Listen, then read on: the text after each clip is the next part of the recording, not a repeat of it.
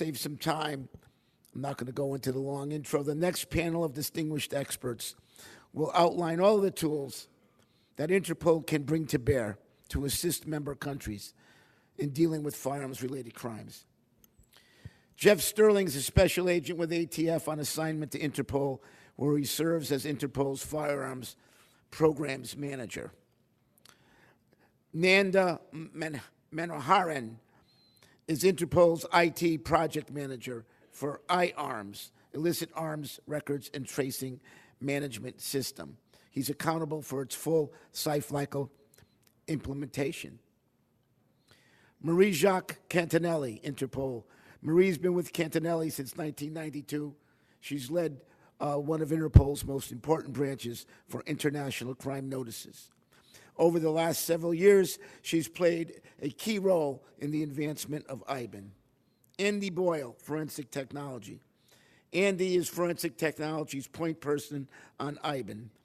He has 17 years with Forensic Technology. He served as an instructor, firearm researcher, and support specialist.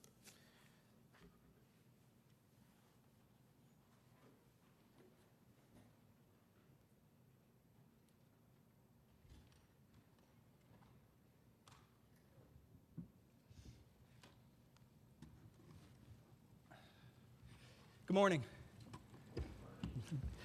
Before I start, I wanted to take this opportunity. We've worked very close with Forensic Technology, and me personally, I've had a very great history with Forensic Technology. And I just wanted to start by recognizing them and Mr. Bob Walsh. They've been outstanding partners, I think, to both ATF, where I come from, but also, I think, to all of you here. I mean, over the past 2 days, I've heard some outstanding success stories, outstanding stories about how they've brought technology to your countries. And so I wanted to just take this moment, maybe if we could all give everybody from Forensic Technology a round of applause, because I think the technology that they brought to us today in this symposium has been phenomenal. Well, thank you.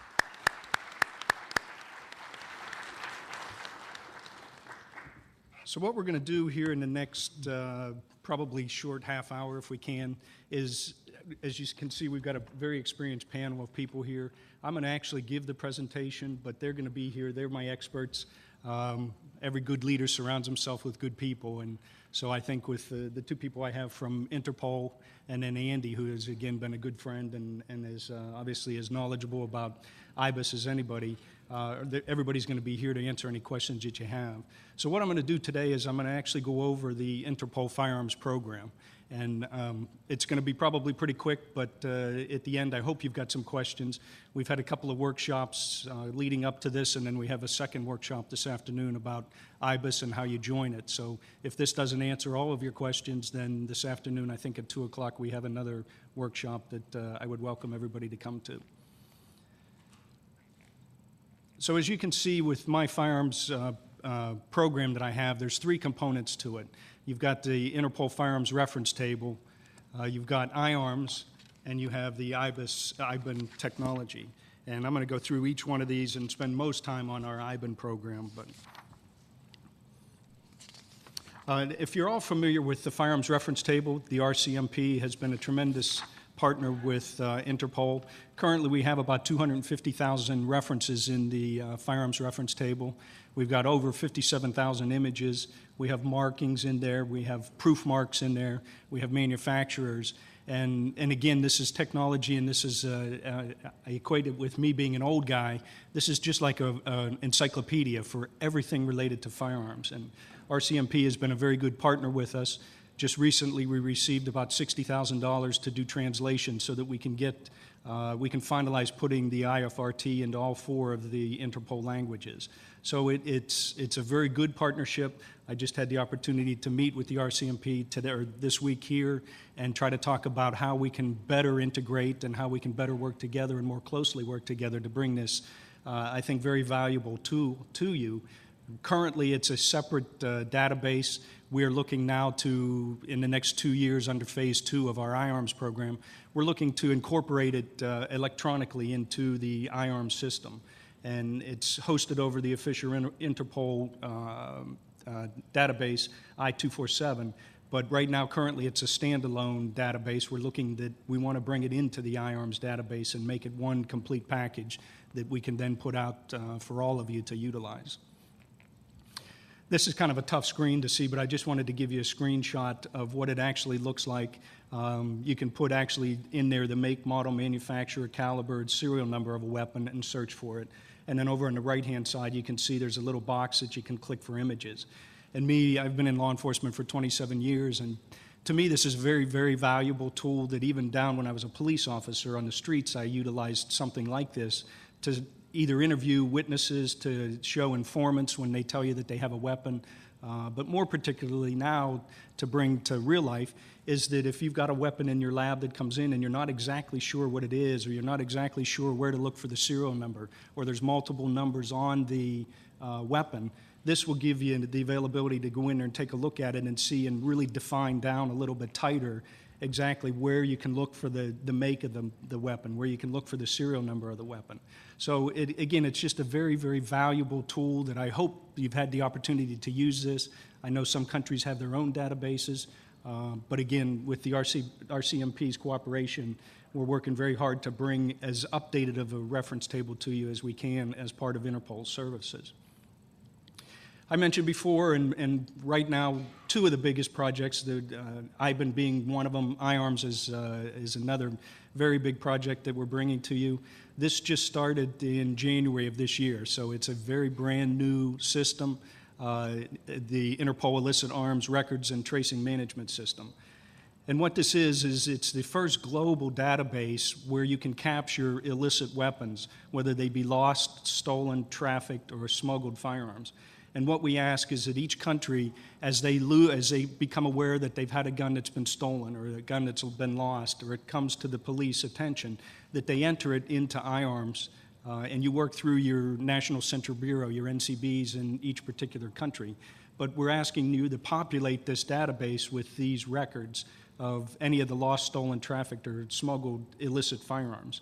And to be very clear, this is a crime gun system, so we're not looking to use this as a registration system. So let me put that right out there up front. But these are the four categories of what we're looking for up front as part of one of the three modules within IARMS that we want you to populate.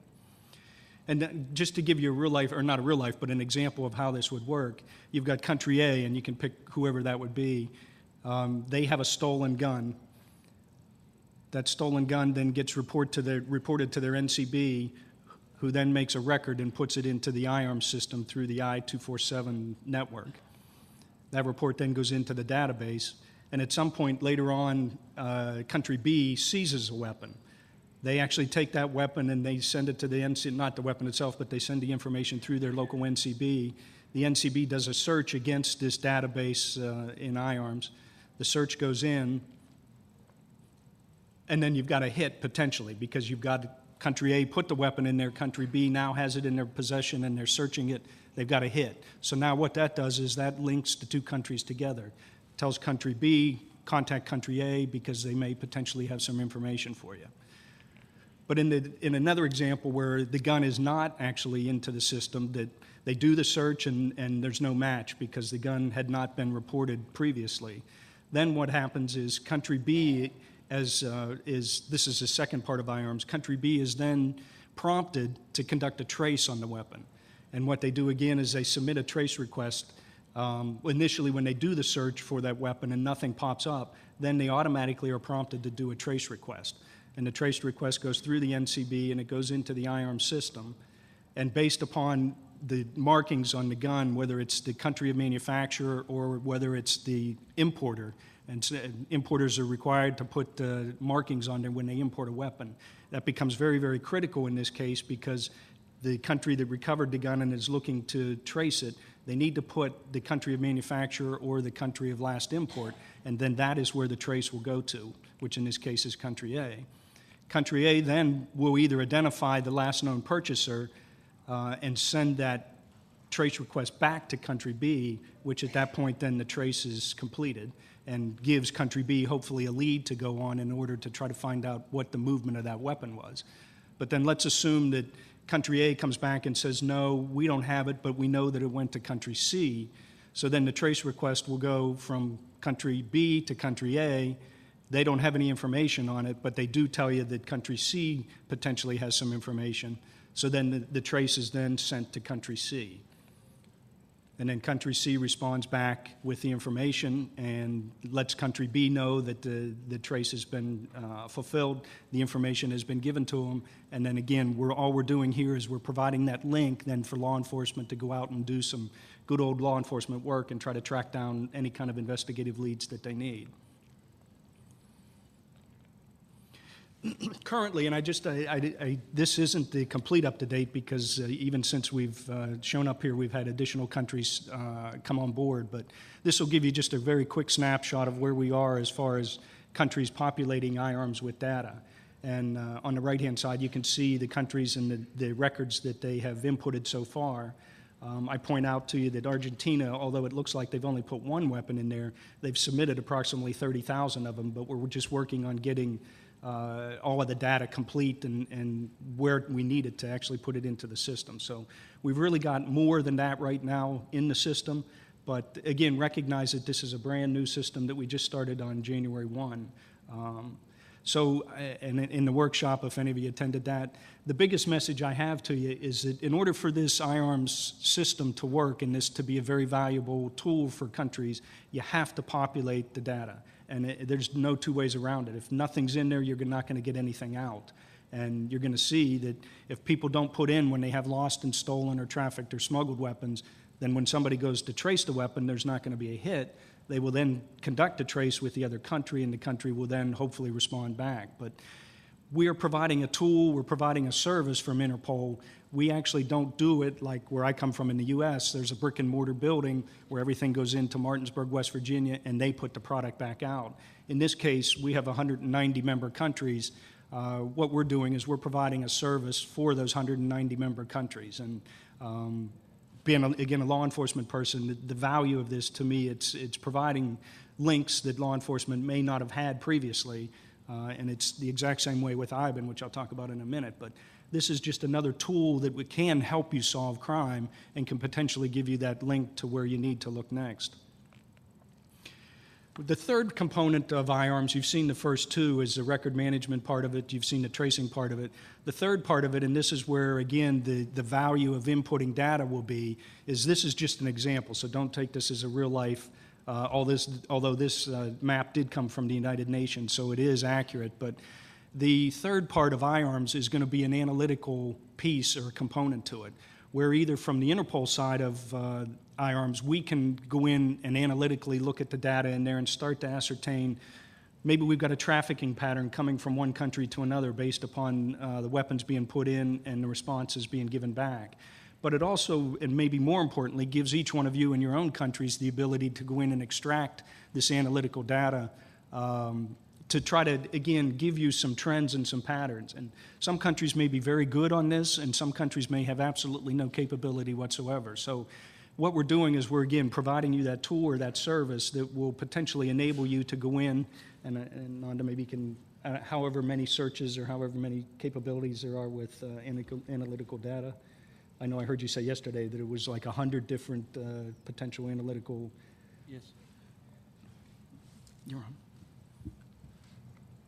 The system automatically generates statistics based on the data inputted by the member countries. And we have around 100 different reports generated by the system.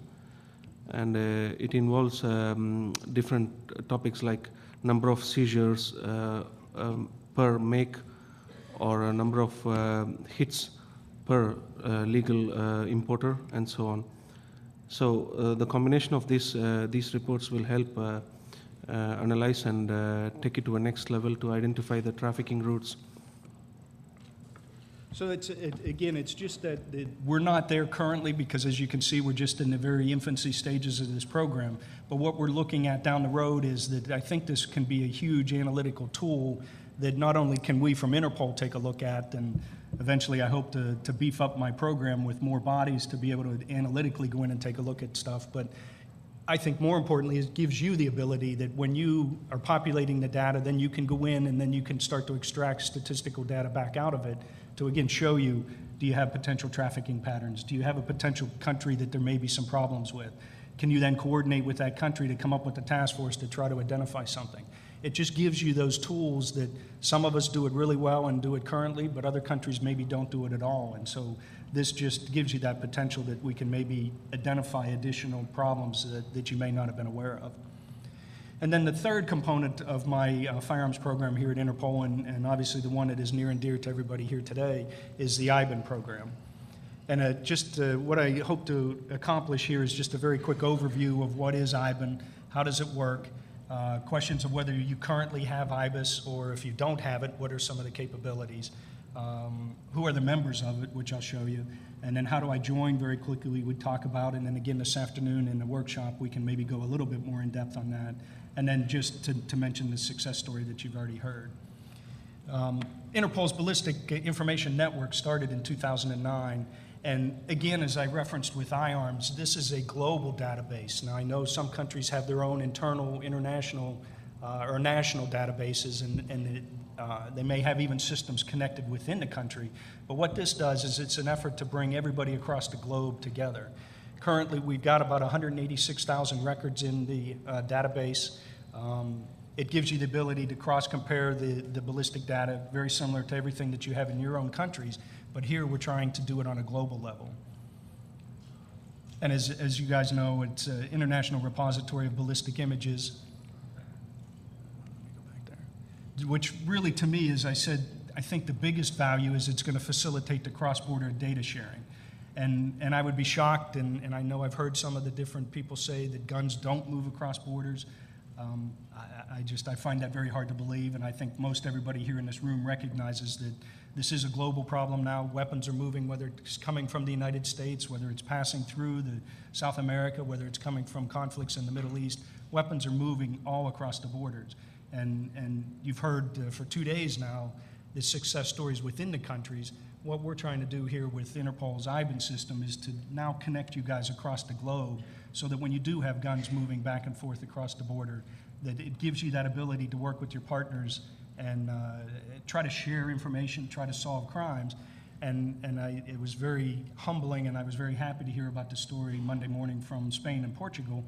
I mean, they couldn't have set up a better discussion for why this is a valuable system than that right there. And it's our glowing success because of the two countries working together.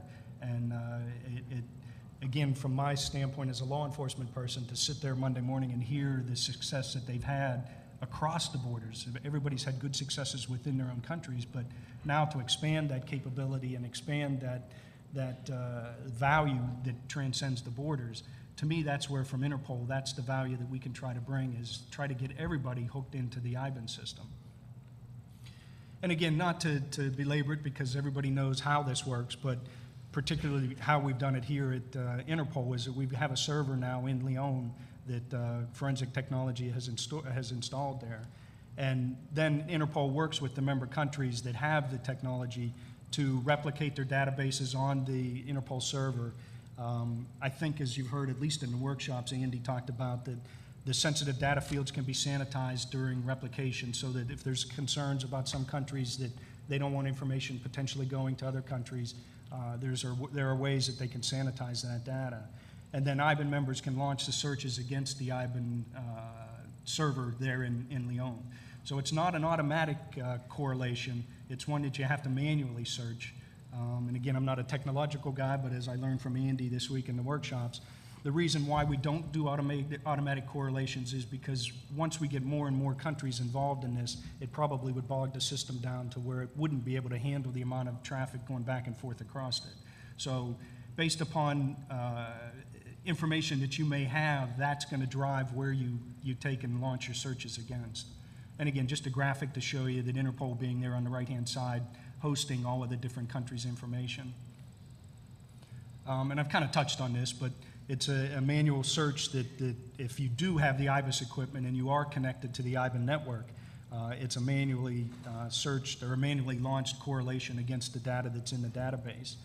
And it's, as I touched upon, I would suggest to you not to launch it against everybody, but really strategically pick where you think that the weapons could be coming from based upon the person that you arrested, did they have a nationality that might lead you in that direction? Did they have travel patterns that might lead you from coming from one country to another?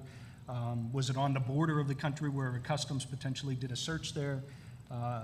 Even the arrest of somebody from one of these transnational groups that maybe specializes in the Asian areas, then you're not going to want to be searching it against somebody else from Europe. So again, I say strategically, when you're in this, you have to, at least for the time period, manually launch your searches against the other IBAN countries.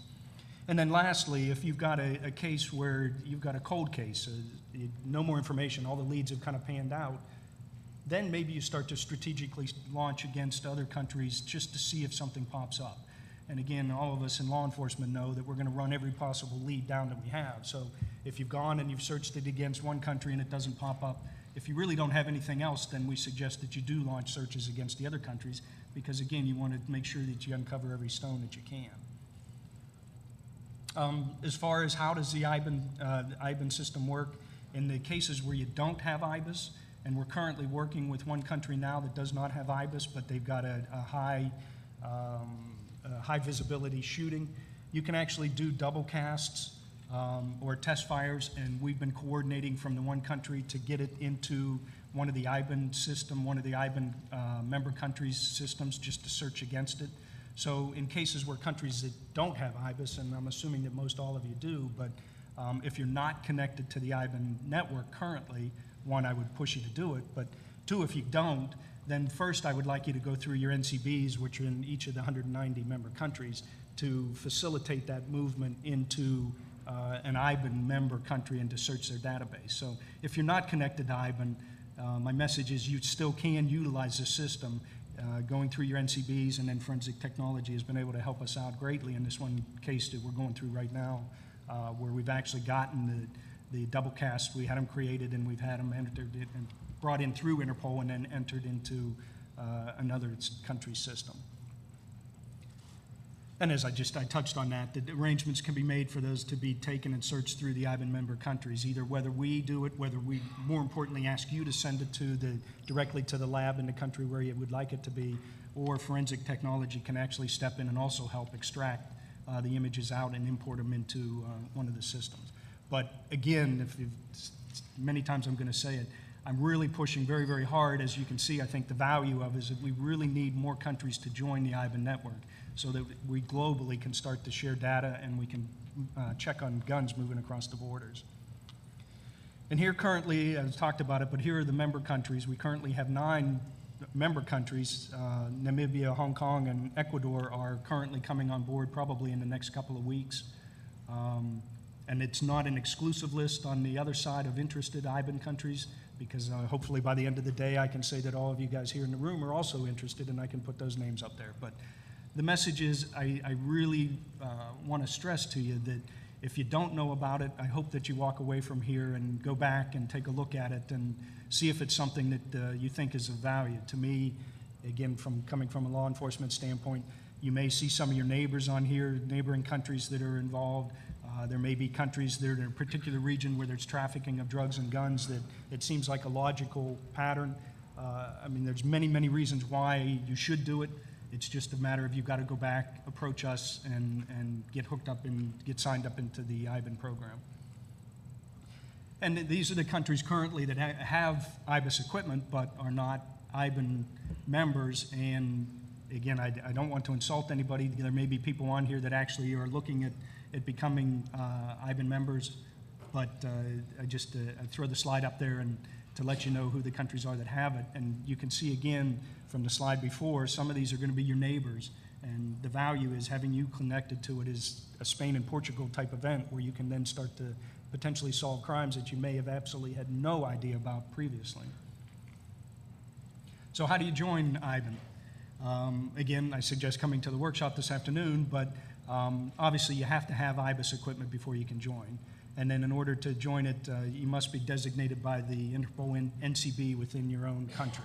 So that is the first step, is that if you're interested when you go back, hopefully the phones will be ringing and you'll be calling your NCBs and saying we want to get hooked up. But at that point you contact your NCBs and then they will contact us up in Interpol in Lyon, and we will get you the participation agreements through the NCBs to you. There's obviously no cost to join it. This is a service that we provide, and with the server there in Lyon, we try to make it as easy as we can. And then you have to have an active SLA agreement with Forensic Technology so that they can take care of the systems and make sure that they're the most up-to-date and they're compatible with everybody else on the system. And again, I touch on this with other PowerPoints I do, but you've heard a very detailed presentation of how this works. And to me, it was just, again, as I sat there, it was fun to know that I'm part of it from an Interpol standpoint, but to hear the tremendous work between those two countries, that a crime that would never have been solved previously all of a sudden was able to be solved from completely out of, with a lack of any other leads that would have brought it. To me, there's no better reason why we can't, and you've heard it in the workshops I say, but to me it's shrinking the world. We're bringing people together to work together, and we talk about it, we agree upon it, but then sometimes we don't do it. I don't think you can look at any better of a reason why to do it than that right there. And to me, that's a success of Forensic Technology, putting the equipment in your countries, you guys having the foresight and the ability to buy the equipment, recognizing the value of it. You've got it within your countries and maybe sharing among multiple laboratories within your country. My challenge to you, though, is let's start to look globally.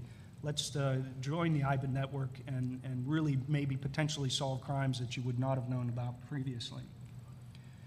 For any kind of information, I mean, I think you guys are aware of Interpol, but here's some websites that you can get a hold of us if you need to. And then also Forensic Technology. I know obviously you're very familiar with them also, but just to give you a screen of how you can get a hold of us. Also on the website, we've got Interpol on it's interpol.int on the web. And at the top, you just type in the Interpol firearms. And then in the box there, if you're interested in IBAN, just put in IBAN and you can search, and there's information on the Interpol site that can help you out. And then just in summary, I just want to go over that, as I said before, and I think it's very important in these hard economic times, membership's free. It's a matter of you reaching out to your NCBs and expressing the interest that you want to join, and then we will start the process of getting you guys hooked up and coordinating our efforts with Forensic Technology. We want to just make it a seamless extension of IBIS. I mean, you've got the technology. All of you wouldn't be sitting here if you didn't have it and if you didn't believe in it.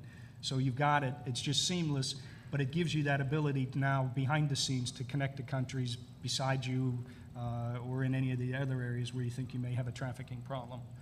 And if you can't tell, I'm pretty passionate about this on a global level, that coming from the U.S., we've got a very strong NIBIN system, which I used to be in charge of for a couple of years there. But to me, this technology, I've seen it work in the U.S., I've seen it work with the U.S. and the Caribbean, where there's strong partnerships.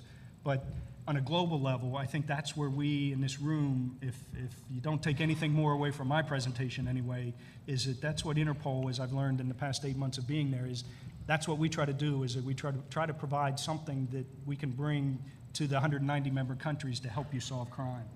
And of all the different things that we have in Interpol, and obviously I'm a little bit firearms prejudiced, but I just think that between IBAN and the new IARMS program, with firearms being as prolific as they are, this gives you that ability to kind of globally take a look at the problem and hopefully solve crimes that you have within your countries, and also analytically identify trafficking patterns and problems that you may have that you may not have known about previously. So that's my presentation. I know we were trying to catch up on time a little bit, so I've kind of sped through it. I've got two of probably the best people in Interpol that know about firearms, both from an IT side and then from a program side with Mary Jacques. And then Andy, I think probably all of you know Andy's kind of the rock star of Forensic Technology. So if you have any questions, we would be willing to field them for you. Anybody? Then the one last thing, oops, I'm sorry. Yes, sir.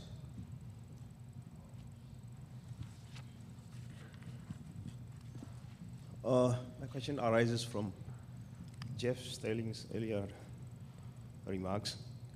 You said that you have made a collection of 250,000 references. That is a commendable effort. And I would want to ask as to how are you going to make sure that this information reaches end users? I'm speaking on behalf of firearms examiners, because I think that is very valuable information. Thank you. Are you asking how the information in IARMS is going to reach the end users? Did I hear you correctly? Yep. I mean, what we do is, this is kind of a difficult system because we don't get in the middle of it. What we do is we provide this to the 190 countries. We give them the ability to put in the guns, whether they be lost, stolen, trafficked, or smuggled, enter them into the system, but then also conversely to trace a weapon. But we don't get in the middle of all that. What we're doing is we're providing that tool, that service for you to be able to do that, so that you put in a gun, you trace it based upon either the manufacturer that's on the weapon or the importer which is on the weapon. But that trace then goes to a country next to you, and it's incumbent upon them to answer your trace. So that's where this is it's a conglomeration of everybody working together, but you are going to be dependent upon your neighbor country or the country that you send that trace to for them to be able to respond back to you and give you the answer that you need. We can kind of help because we're going to have the ability to look in there and see, okay, you've had a trace that's been outstanding for 7 months and hasn't been responded to. We can look into that and we can try to contact the NCB and get them to help you out. But the way this system is, it's not like where I come from in the US where it's a brick and mortar building where it's right, everything is contained right there. This is entirely incumbent upon you and the country, wherever you send that request to, that country has to respond back to you because they are the ones that have the information. We at Interpol don't have it. We couldn't gather all the 190 countries' informations in one local place. So it's really, countries have to work together to do this. And again, this is where I mean, everybody sitting in this room, 200 people, we've got to work together to make this work. So I'm not sure if I answered your question, but you have the mic, so I'm guessing not. I guess you did. Do you have to be connected to IBIN? Because I come from the country of Botswana, and we just acquired IBIN a month or so ago. For that to be successful, do you have to be connected to IBIN? You currently have IBIS equipment? We acquired a month ago. Okay. We acquired the system a month ago. So, well, your IBIS system now that you have is able to run. You can run it on a national level with your system as it is. We would encourage you to join IBIN, which will allow you to now extend your searches beyond your own borders, ultimately to other countries that are in your region. But of course, that's dependent on other countries coming in and joining. So it's only going to get better as it gets bigger. And as I kind of said up front, I mean, again, this is, you have to populate IARMS and IBIN, we have to get other countries to join for this to be of great value. And again, Spain and Portugal, they made my case for me, but that's the point. If you're new to the IBIS world, then I would highly encourage you when you go back to look into connecting into IBIN, which our server is there in Interpol. It's just paperwork to get you connected and working with forensic. Thank you. And then just one last thing, and I think I'll let Nanda touch on it, but we're also looking at a business-to-business connection, and I think it's very important for you to hear because I know some of your countries may have your own systems currently, but I can let Nanda just very quickly explain what we're trying to do with our phase 2 of our IARMS program. I'm currently writing the specifications for version 2 of IARMS, and this phase we are planning to do a business-to-business connectivity with regional and national systems. So what we do is we create some web services which the member countries of Interpol or other regional bureaus and organizations can connect to. So we will roll it out before the end of this year, and this will allow the member countries to connect seamlessly to IARMS database and conduct a search, and even to synchronize the creation, update, and deletion of firearm records and trace requests. So when the countries create these records in their national systems, it will automatically be replicated into IARMS database and vice versa. And so countries that also have information, we can also bulk upload. I mean, if you want to get firearms information into there, it's not like you have to completely, I call it fat finger it because I don't type really well, but that you have to go back in and manually put it in. We can also bulk upload information into the IARMS system. So before I end, I also want to just, I mean, Andy or Mary-Jacques, do you have anything you want to add? Just, we could add that IBIN is an autonomous database. Most of the databases in Interpol are on the I-24 network, which is not the case of IBIN because of the size of the pitches. I'm just specifying this because this is a question which very often comes to us. And you will be welcome to my workshop, to our workshop, sorry, guys. But this is, I always keep saying this is my IBIN. You're welcome to the workshop at 2:30. Andy, anything? Not much else to add other than it's much like the IBIS system. The more you feed it, the more it has to work with. IBIN as a program is only going to get better as it gets larger. Neighboring countries are going to be able to extend their searches beyond their own borders and ideally bring up new leads where there's been cold trails. So it's really something that we encourage you to sign in and make the program grow. You will all benefit from it in the long run. Thank you. And so just in conclusion, as you can tell, I'm very passionate about this, but I just, between the IARMS and IBIN, when you go back, please take a hard look at it. Hopefully you see the value of what the tools and services we have here to present to you are. And I would welcome you. If you have questions, you're certainly more than willing or more free to give me a call. I think you all have my email that was on the invitation that went out for this symposium. And then lastly, again, I want to recognize Forensic Technology, that the partnership that we have with this and the ability that we have to bring this type of a technology to the world, to me, it's very heartening, because in days like this where there's either financial problems or there's cross-border transnational crime problems, this is one way where we can come together to solve crime.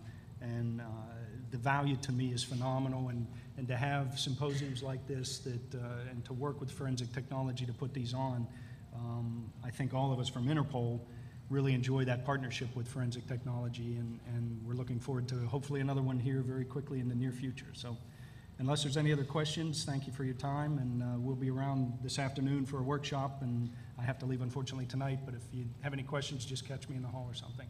So thank you.